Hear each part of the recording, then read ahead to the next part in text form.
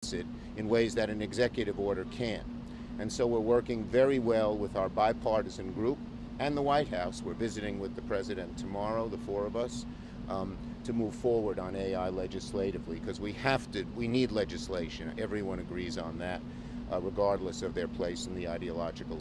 And now, over 40 Senate Republicans have just vowed to oppose a deal on a debt ceiling increase. If there are no spending cuts, their actions could impact millions of Americans in many ways, including delayed Social Security payments, late paychecks for federal employees and veterans. Now, today, all but 6 Republicans vowed to oppose raising the debt limit without substantive spending and budget reforms, bucking up House McCarthy's position on this. The group of 43 Republican senators, led by Mike Lee of Utah, said they are united behind the House Republican Conference in support of spending cuts and structural budget reform as a starting point for negotiations on the debt ceiling. That was stated in a letter to Chuck Schumer. The letter underscores deep rift in Washington over how to avoid debt default. Republicans have repeatedly advocated for spending cuts tied to the debt ceiling, which the White House has maintained it will not negotiate on the matter. Senators like Susan Collins and Lisa Murkowski have all formed the Republicans in the chamber to not sign up on the letter. A bunch of the U.S. debt ceiling risk sparking a 2008-style catastrophe could happen. The group of senators said in the letter, "Our economy is in freefall due to unsustainable fiscal policies. The trajectory must be addressed with a fiscal reform." Moreover, recent Treasury projections have reinforced the urgency of addressing the debt ceiling. And now they added that they will not be voting for closure on any bill that raises debt ceiling without substantive spending and budget reforms. But the White House has already responded to their statement, accusing the Republican senators of leaving economic livelihood of 1 million Americans at risk. So, even the White House secretary told reporters, at a moment when the country just posted historic job gains, there is no time for the senators to reverse their support for avoiding the default without conditions during the former president's presidency. They need to know the constitutional obligation to pay bills and not unilaterally inflict a recession on the country. Joe Biden is set to sit down with Kevin McCarthy on this, everybody, and talk about this. In an attempt to ease Americans' demand and slow inflation, Powell clarified in the speech that additional rate hikes are on the way, further eroding optimism for a soft landing. Powell also stated, reducing inflation is likely to require a sustained period of below-trend growth. There will be likely some softening of labor market conditions. The Fed has targeted the labor market as a key battleground for fighting inflation, and Powell has cited the massive imbalance of worker supply and labor demand. Government data published last week indicated the U.S. was still touting roughly 2 jobs openings for every available worker, underscoring just how tight the labor market has become. A growth recession could even drive the unemployment rate sharply higher if enough companies lay off workers to bolster their balance sheets. The rate is around 3.7%. No guaranteed paid sick time. So that's not cool, and that's not right, and it's definitely not good, and it's definitely not what we want to hear from Joe Biden.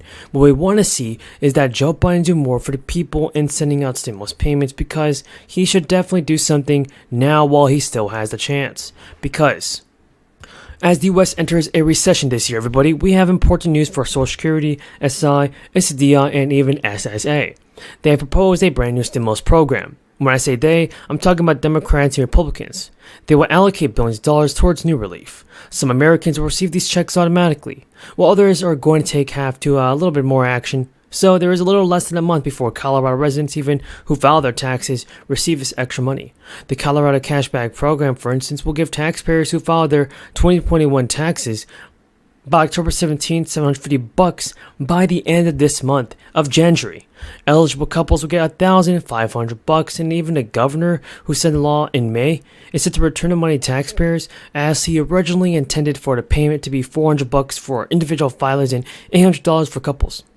According to the Colorado Department of Revenue, the amount was increased due to excess state revenue.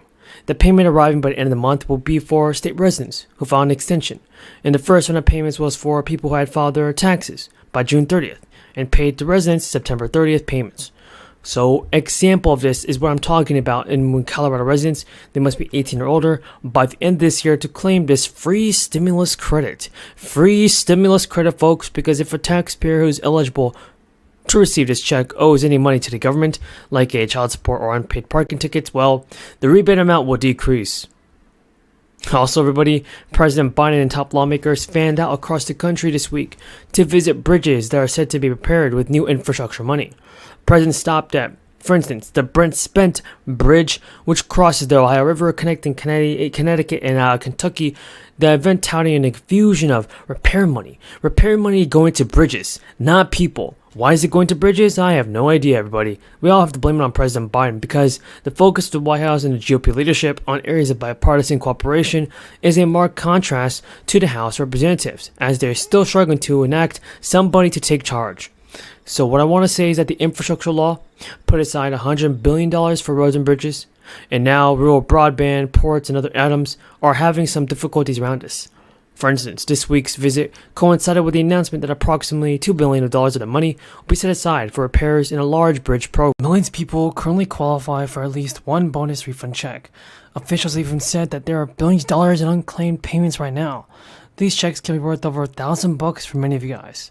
And according to CNBC News, there is a decent chance that your state is holding money or that other assets belong to you, and the government officials want you to have it. The National Association of Unclaimed Property Administrators has said that about 33 million Americans collectively have an estimated $70 billion worth of unclaimed property being held by the state treasury.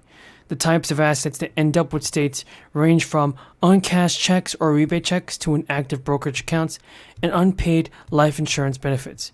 The average value of each claim is $2,000.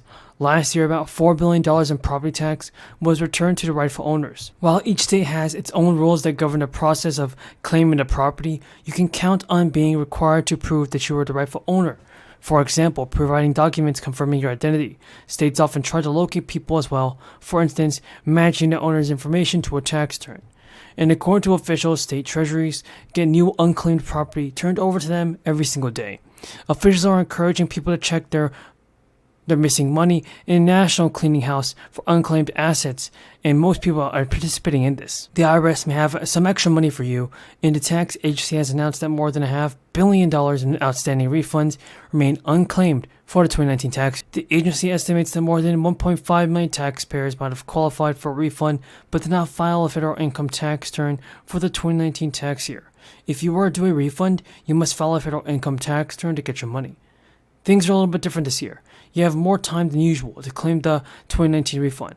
That's because the normal filing deadline to claim refunds is typically around the April tax deadline. But the filing deadline, everybody, for 2019 tax returns wasn't normal at all. It was postponed to July 15th due to the crisis. The IRS estimates the midpoint for the potential unclaimed refunds for 2019 to be $893. That means half of the refunds are more than $893 and half are less. Tonight, money is on the way to millions of Californians to help ease the pain of inflation. The stimulus payments are part of the state budget deal just announced last night. The checks are designed as tax refunds. Families could receive up to $1,050 through direct deposits and debit cards. APIX5's